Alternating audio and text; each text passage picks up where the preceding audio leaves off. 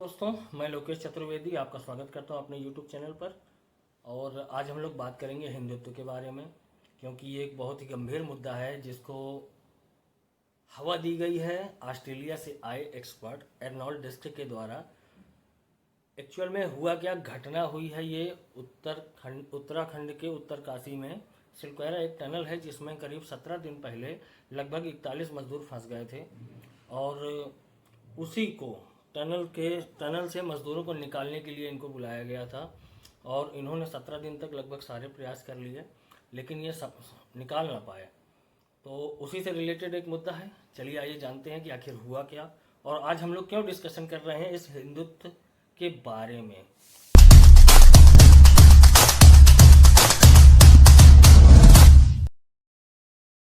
Subscribe करो, उसके बाद घंटी बजा देना ताकि अगली वीडियो आपसे मिस ना हो पाए। Thank you. ठीक है, एक्चुअल में हुआ क्या दोस्तों, ये जो 41 मजदूर फंसे थे आज से ठीक 17 दिन पहले, तो वहाँ पर क्या हुआ था कि कभी सरकार द्वारा तो बहुत प्रयास किया गया, कभी भूस्खलन हो जा रहा था, कभी बड़ी बड़ी चट्टानें आ जा रही थी और कभी मशीनें खराब हो जा रही थी।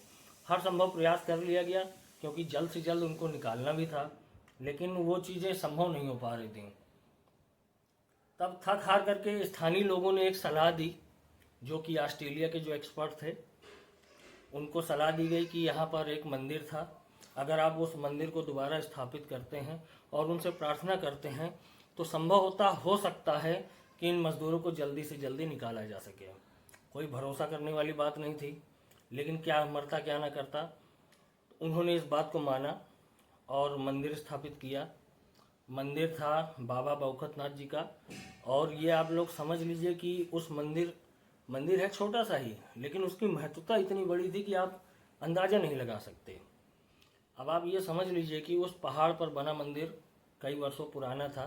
सरकार ने जब टनल का शुरुआत की थी तो उस मंदिर को हटाना पड़ा था, लेकिन दिक्कत क्या है कि आज भी पुरानी परंपराओं के आधार पर अगर हम ये माने कि मंदिर भले ही छोटा हो या बड़ा हो, लेकिन उसका अस्तित्व तो होता ही है।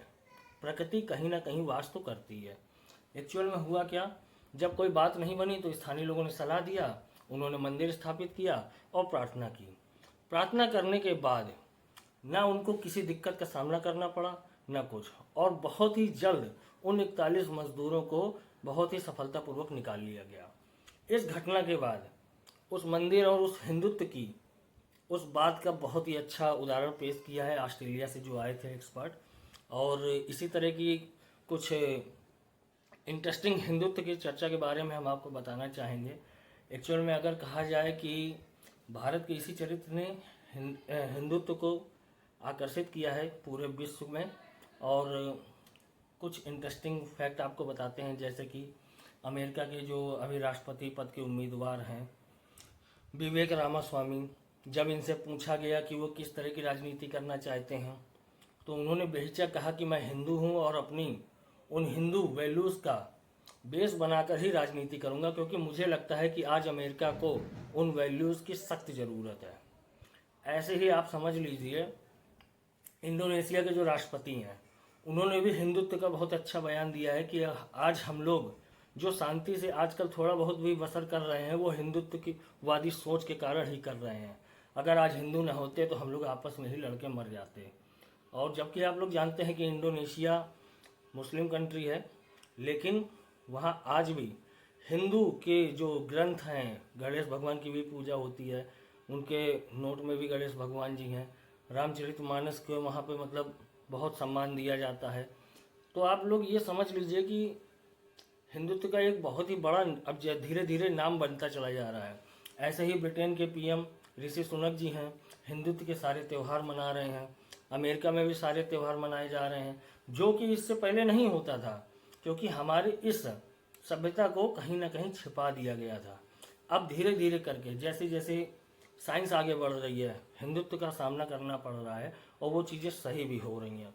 अभी आपने हाल ही एक उदाहरण देखी है, यूएई जो दिवाली के मौके पर अभी 4 दिन की छुट्टी अनाउंस किया था। और आप लोग खुद सोचिए, यूएई जो कि एक मुस्लिम कंट्री है, उन्होंने भारत के लिए 4 दिन की छुट्टी अनाउंस की थी। और यही आप खुद सोचिए कि हिंदुत्व कम्युनिटी जो हर क्षेत्र में आगे बढ़ रही है, जैसे बिजनेस हो गया, मेडिकल हो गया, आप ये समझ लीजिए टेक्निकल हो गया, और पॉलिटिक्स हो गई। हर देश में तो भारत का कहीं ना कहीं हर संसद में तो बैठा ही है।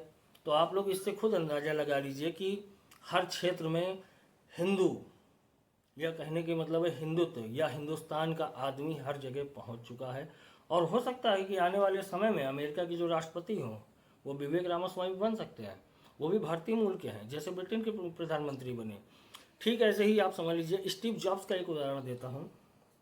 स्टीव जॉब्स जब भारत आए थे तो उनको कोई इतना फेम नहीं था, ना कोई इतना जानता था, क्योंकि ये जो एप्पल की जो शुरुआत हुई है ये स्टीव जॉब्स ने तब किया था जब यहाँ पर आए और बहुत ही उदास थे, समझ में नहीं आ रहा था कि क्या करना है क्या नहीं करना है, क्योंकि काम तो बहुत किया था लेकिन सफलता नहीं हासिल हुई थी। फिर आप लोगों ने नाम सुना होगा बाबा करौली नाथ का। करौली बाबा जो थे, स्टीव जॉब्स ने कहा कि जैसे ही मैंने बाबा करौली नाथ के दर्शन किए मेरा सारा अंधकार मिट गया, और वहीं से उनका आशीर्वाद लेकर के एक कंपनी स्थापित की, एप्पल। और आप लोग आज जानते ही हैं कि एप्पल क्या क्या मैन्युफैक्चरिंग करती है और कितनी बड़ी लार्जेस्ट कंपनी बन चुकी है। ठीक उसी प्रकार 2000 में मार्क जुकरबर्ग, जिन्होंने फेसबुक और ये मेटा जैसे इन्वेंशन किए हैं।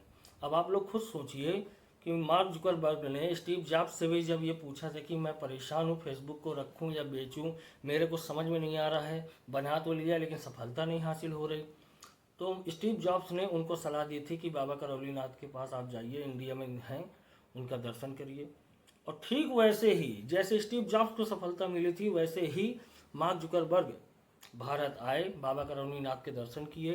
करौली नाथ के दर्शन करने के बाद उन्होंने फेसबुक जो आप बेचना चाह रहे थे, आज देखिए आप फेसबुक की क्या वैल्यू है। आप लोग मानते हैं जितने भी बड़े बड़े लोग, यहाँ पर भी मैं अभी कुछ लोगों के नाम नहीं बता पाऊंगा क्योंकि वीडियो बहुत लंबी हो जाएगी, तो मैं इतना ही कहना चाहूँगा कि हिंदुत्व, जो हिंदूवादी सोच रखते हैं, इसके साथ जैसे कि आप लोग देख रहे हैं, पाकिस्तान देख लीजिए, मुस्लिम कंट्री है, कहीं ना कहीं भीड़ ही रहता है। अफगानिस्तान, ईरान, जितने मुस्लिम कंट्री चले जाइए, रूस चले जाइए, रूस के बगल में यूक्रेन युद्ध चल रहा है, ये सब आपस में ही तो मर रहे हैं। इसराइल और हमास, ये पता नहीं क्या क्या सारी चीज़ें हैं। केवल शांति से जो रह रहे हैं वो केवल हिंदू लोग हैं, और इसी हिंदुत्ववादी सोच के कारण आज पूरा विश्व इसका लोहा भी मान रहा है। तो मुझे गर्व है, I am proud to be Indian, कि मैं एक भारतवासी के साथ साथ एक हिंदू भी हूँ। और यही कहना चाहूँगा कि हिंदू में शक्ति होनी चाहिए ताकि वो एक संगठन के साथ काम करें। इसी के साथ मैं अपनी वीडियो को विराम देता हूँ। ओके, थैंक यू, धन्यवाद। मेरी वीडियो को शेयर करिए, लाइक करिए, सब्सक्राइब करिए, और ऐसे ही शानदार वीडियो देखने के लिए हमारे चैनल को प्लीज़